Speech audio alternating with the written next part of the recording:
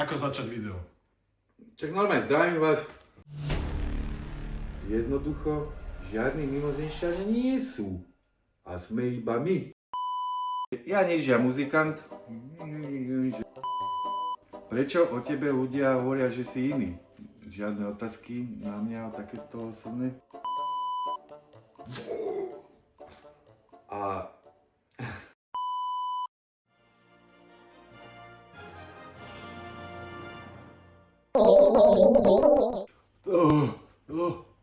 prešlo to, chvála Bohu.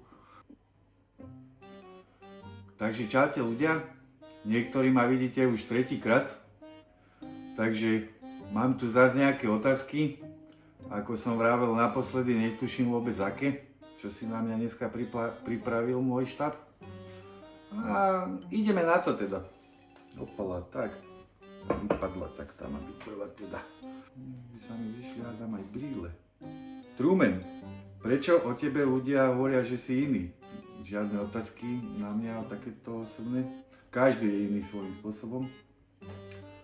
Ďalej, akurát hen tá vypala. Tá vypala, aby som ho ani nečítal. Truman, sme vo vesmíre sami? Ešte odhodím toto. To musí byť trojka čistá. Scores! Aká bola tá otázka? Takže, vo vesmíre sami by sme pravdepodobne nemali byť, pretože matematika nepustí miliardy hviezd, miliardy galaxií. Ako som povedal, je dokázaný fakt, že dohľadali sme teleskopmi najmodernejšími tzv. Exoplanety. Exoplaneta znamená, že to je planeta ako naša v inej slnečnej sústave a tie planety sú pravdepodobne vhodné na život. Teda podľa toho, čo ukazujú tie teleskopy. Skrátka, nie moc blízko ku hviezde by bolo moc teplo, nie moc ďaleko od hviezdy bolo by nám zima. A čo radšej, teplo alebo zimu? Pravda, ľudia. Ja radšej to teplúčko. Takže, exoplanety, kde je aj dokázaný fakt, že je tam voda v rôznom stave, či v tekutom alebo zamrznutom. Respektíve je v zamrznutom stave a tá tekutá voda je určite ešte pod tou pokrývkou ľadovou. Plýtvanie priestorom by to bolo, keby sme boli sami, si človek pomyslí. Taký obrovský vesmír, taký priestor a predstavte si, ako by mohli vypadať takí mimozemšťania. Predstavte si, že komplexný život skrátka, že sa začal vyvíjať na tej planete. A predstavte si, že napríklad vyvinuli sa tak, že mali by, ja neviem, 4 ruky ozaj, alebo 4 nohy, alebo 2 hlavy.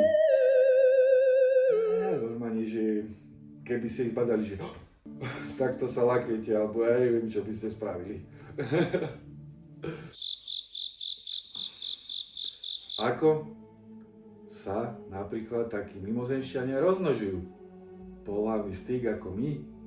Alebo je to haluška, no?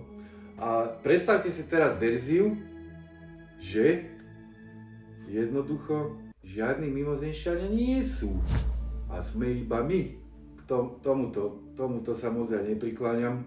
Ja si myslím, že komplexný život je vo vesmíre vzácny, ale určite tam je aj na takej úrovni, že dokážu cestovať na tie neuveriteľné vzdialenosti. Predstavte si, že vzdialenosť napríklad na Mars, to je neuveriteľné časy. A to je ešte nič z vesmírneho hľadiska.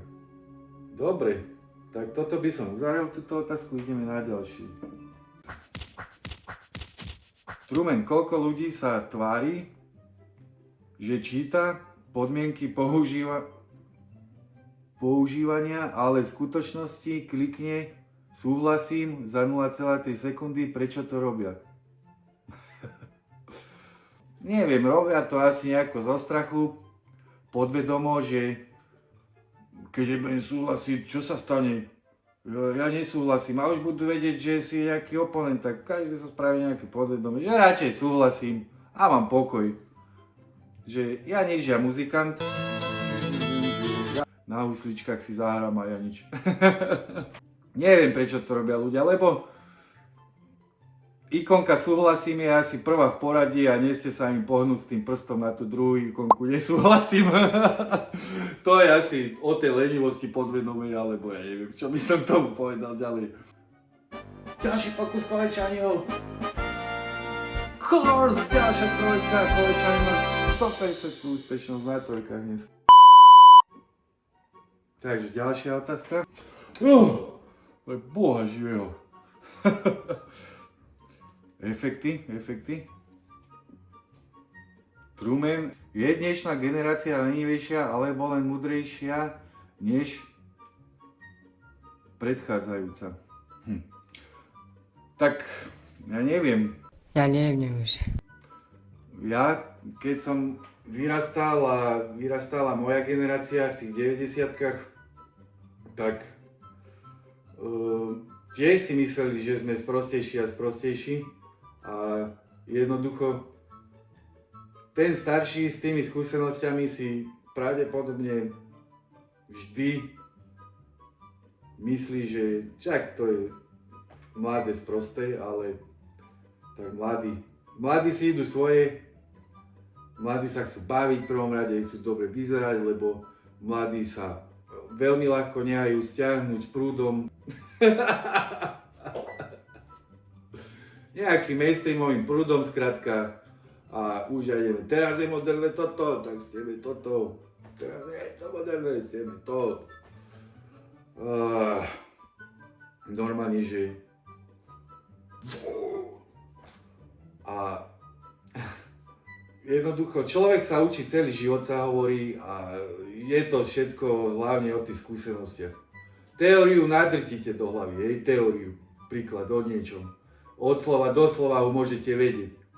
Ale keď si to neviete predstaviť, že normálne sa vám to, že skrátka si to predstavíte, tak to neurobíte. Alebo pokiaľ to nevidíte, hovorí sa, je lepšie raz vidieť, ako 100-krát počuť. Takže to by som asi uzavrel túto otázku. Je to všetko o skúsenostiach. Mladí sú skrátka v dnešnej dobe dosť závislí na tých telefónoch aj. No to je také, že jednoducho furt je zavesený na tom telefóne a však maj zvon, hýbať sa. My v 90-kách, čo sme dovádzali, ja som v 85. roku narodený a čo sme my dokazovali ako malé decka, ty kokos, 10-ročné, tam sme sa Jarok sme to volali, to je potok za cintorínom a tam sme si bunkre stávali a sekery a klince. To bola paráda. Teraz len. A každý pozrie sa na vlakoho. On sa na mňa pozrie tak rýchlo do telefónu. Ja keby neviem čo. Ešte dokončím, že jednoducho mladí a starí, jednoducho tí starí musia mať na tých mladých trpezlivosť. Pretože ten mladý tiež od koho sa naučí, len musí mu to len niekto ukázať niečo. A je to tak, skrátka, že tie generácie by mali nejako sa sklbovať a navzájom spolupracovať. Dobre, vyčerpať sme otázku. Kolečaniho, ďalšia trojka. To bola predná obrúč, Kolečani nedal tretiu. Tak ďalšia otázka. Dúfam, že bude tá otázka zazvoné. Rozvinuté súvete, že v jednej budú 3. No. Truman, prečo chutí jedlo o 50% viac o polnoci? Tak to je, no prečo asi? Že ste do polnoci hore, naposledy ste jedli niekedy o 6 večer a o 6 hodín je človek zase hladný.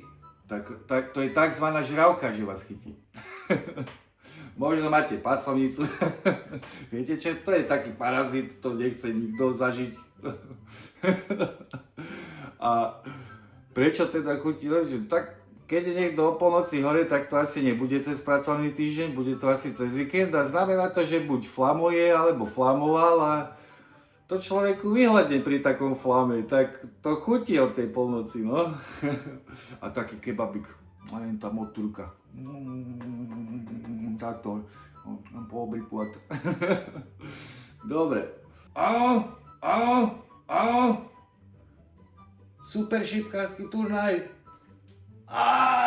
Toto bol skoro, the bull. Dobre, ideme na to. Ďalšia otázka. Fúha sa to sa.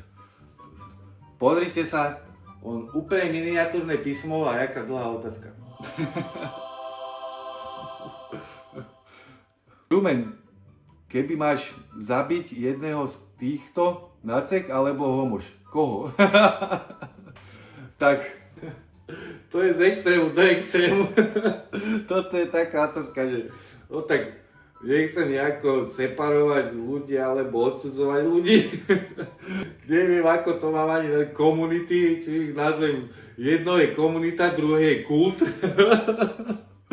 Takže, no koho zabiť, no nikoho, tak koho zabiť, no však za čo ho zabije, že tam je, ja neviem prečo ho skrátka zrušuje, to nechápem, to akože nepochopím v živote, aké má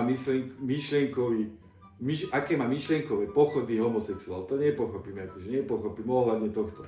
Čo som videl, skrátka, o nackoch, o fašistoch, čo mám naštudované, prepozerané, to sú doslovne trilióny hodín, čo mám napozerané o nackoch, dokumentárnych a to boli iní prepočty, teda akože a že ich taký prepatýony typek a že ich dokázal sfanatizovať, no to je niečo fakt, ale to nepochopím.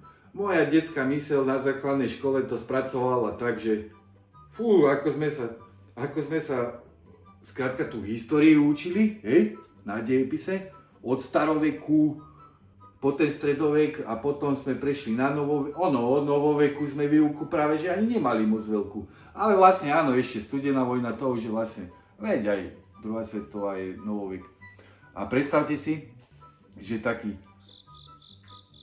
čak môžem to tu povedať, je zakázané povedať takto na verejnosť, že Adolf Hitler. Je to politicky korektné vysloviť vláde vôbec Adolf Hitler? Akože Adolf Hitler to on si prečítal nejaké knihy od Nietzscheho a ja neviem koho ešte čítal a on to skrátka zle pochopil všetko, čo tam vlastne to boli knihy o nadradených rasách a vlastne o super ľuďoch a také myšlienky boli v tých knihách a chlapec to zle pochopil jednoducho. Hitler to zle pochopil, ale ja nepochopím, jak dokázal sfanatizovať celý národ. Že vedel rozprávať, no že sa tam prepatí prepatí ho tam, oné kropaje zalilali potu, no, a oni Herober. No, pre Boha živého, však to čo je, to je ako. Stalin tež akože nie bol svatý. To bol tež dobrý prepoš paranoidný. Furt sa to ťaha, že jak žuvačka vyžuvaná, že už je tvrdá a tak to ju naťahuje, že to kokos. Ani z voza, ani na voz. No a teda, k jadru otázky, či zabiť toho alebo toho, no však, že by tí buzeranti boli následok toho, že nevyhrali nackovia tú vojnu. Dobre. Áno.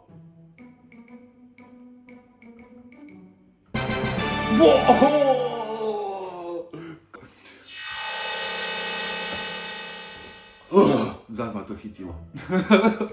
Ja už viem, jak to spúšťam. Truman, čo je po smrti? Fú, existuje posmrtný život? Fú, tak toto je veľmi zaujímavá otázka. Pre mňa osobne témy posmrtný život a také tie ducharinky, to je akože, to, keď polemizujem o mimozemšťanoch, mám menší strach jak o ducharinách. To je akože ťažká halúz. Tak hovorí sa, že vlastne posmrtný život je tzv. 5. dimenzia. My hmotný život, ako ho vidíme, že hmota skrátka vo vesmíre a tak ďalej, všetko je z hmoty.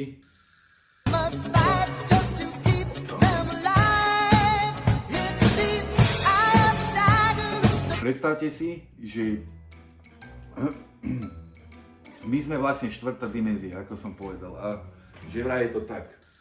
A aká je 1., 2., 3. dimenzia a či je nejaká 6., to nemám šajnu, ja som počul niečo len také, že my vlastne sme tá 4., posmrtný je 5. a to určite niečo existuje. Ja som presvedčený o tom, že posmrtný život niečo je, lebo tí typci, čo to chodia natáčať, ty kokos, do tých strašidelných domov, normálne celý štáb tam nabehne, to akože normálne vybáva za neviem koľko tisíc ty kokos a oni tam normálne na tých frekvenčných halúzach, prístrojach, všelijakých skeneroch tam a vidia aj na vlastné oči tí chlapi, však to sú není voľakí prepatí somári s alobalom na hlave alebo čo. A určite sú to není fejky, na čo by to robili, veď na to sú aj znalci, či je video upravené alebo nie. Kontakt, ja neviem čo to je, akého druhu, 3. druhu alebo tak. To je akože v momente, že by som infarkt chytil, keby som voľaký prížak zbadal alebo čo, alebo ja neviem, to by som tak skôr nutil, to ani nechcem o tom hovoriť, lebo aby som si voľačo neprivolal, že aby som nepobosoroval. No. A ešte nakoniec 3 funfacty od Trumana. Napríklad, zdieľame 60% DNA s banánom. Jo. Druhý fakt. Keď zadržíte prd, môže sa vstrebať do tela a vyjde ako malé grknutie.